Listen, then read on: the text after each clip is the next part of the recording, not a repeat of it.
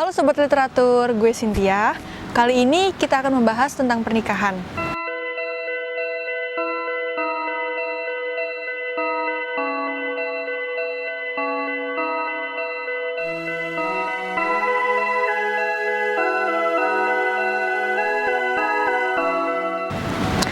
Perbincangan kaula muda tidak terlepas dari cinta dan menikah.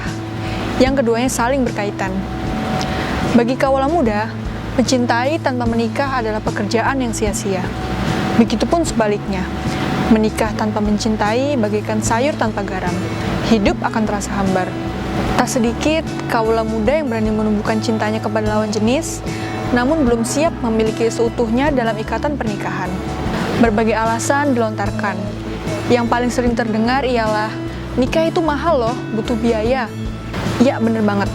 Mereka yang sedang kasmaran dan berkomitmen untuk hidup bersama belum siap menikah karena khawatir finansial tidak cukup.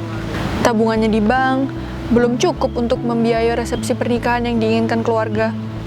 Belum lagi nurutin gengsi untuk mengadakan pernikahan glamor. Alih-alih meringankan biaya, keluarga kerap membuat repot dengan permintaan resepsi yang mewah, dengan berbagai syarat yang mesti dikabulkan. Mulai dari menikah harus dilakukan di gedung mewah, catering makanan 4 sehat 5 sempurna, gubuk kambing guling sampai es krim, dekorasi meriah, busana pengantin yang glamor, baju seragam keluarga, tamu undangan sedikitnya 500 orang, hingga liburan bagi pengunjung. Semuanya ini adalah standar resepsi pernikahan ala Indonesia. Standar resepsi pernikahan ala Indonesia ini justru diaminkan oleh stigma masyarakatnya.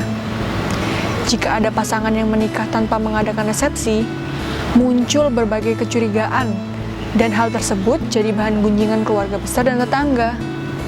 Pasti disangkanya hamil duluan. Bila mengadakan pernikahan tanpa resepsi, akan disangka si calon suaminya nggak bermodal. Kalau nikahnya di rumah, akan timbul gunjingan tetangga. Calon suaminya nggak punya duit kali. Belum lagi kalau cateringnya nggak enak atau nggak lengkap, nanti jadi bahan omongan. Kalau nggak ngundang kenalan dan kerabat, nanti diprotes. Nah, itulah beberapa stigma yang menghambat pasangan muda untuk melakukan pernikahan. Padahal, mungkin mereka sudah cukup umur dan mapan untuk menikah. Seolah-olah, resepsi pernikahan dengan kesan glamor adalah sebuah keharusan untuk menandai bahwa kedua mempelai sedang bersukacita. Menuruti omongan keluarga dan tetangga menjadi sebuah kewajiban agar terhindar dari kunjingan. Tak jarang, mereka yang menikah jor-joran mengeluarkan uang dan bahkan sampai rela berhutang demi sebuah gengsi belaka. Akibatnya, pasangan suami istri yang baru saja memulai bahtera hidup harus menanggung utang. Apalagi, utang yang ditimbulkan bukan untuk kegiatan yang produktif demi masa depan rumah tangga. Sobat Literatur, bagaimana sih cara memaknai pernikahan? Check it out.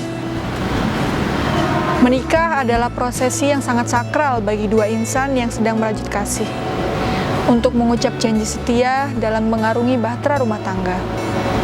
Pernikahan yang sah ditandai dengan ijab kabul. Dibayar tunai.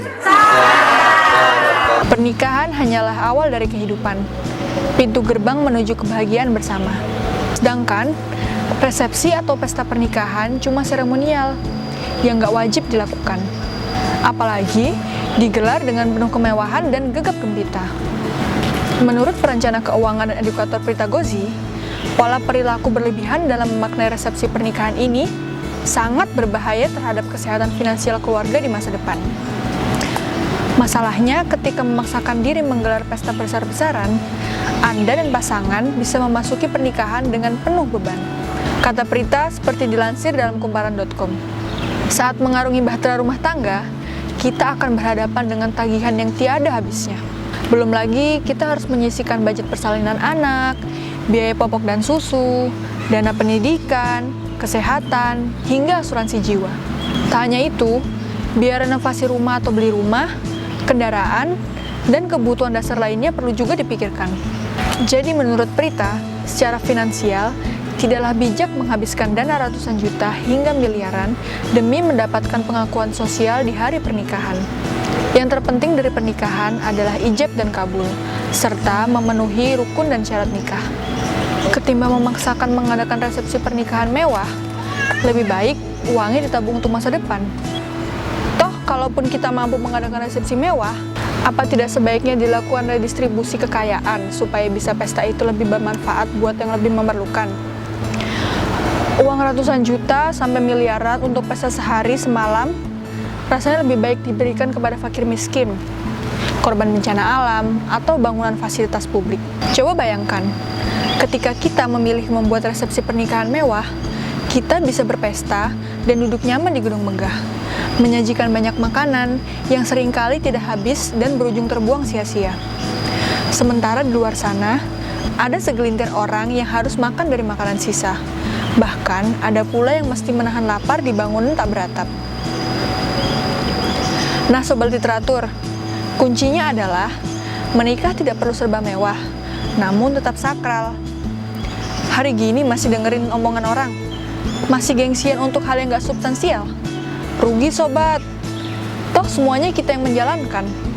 Hidup susah ataupun senang, kita yang menanggung bebannya. Bukan tetangga atau teman yang suka pamer kehidupan glamor di media sosial. Di era yang serba sulit ini, udah gak zaman deh nurutin gengsi, apalagi omongan tetangga. Yang ada, kualitas hidup kita gak berkembang sobat. Sampai di sini pembahasan kita ya sobat. Gue Cynthia Fatihah, salam literasi, dan sampai jumpa di pembahasan berikutnya.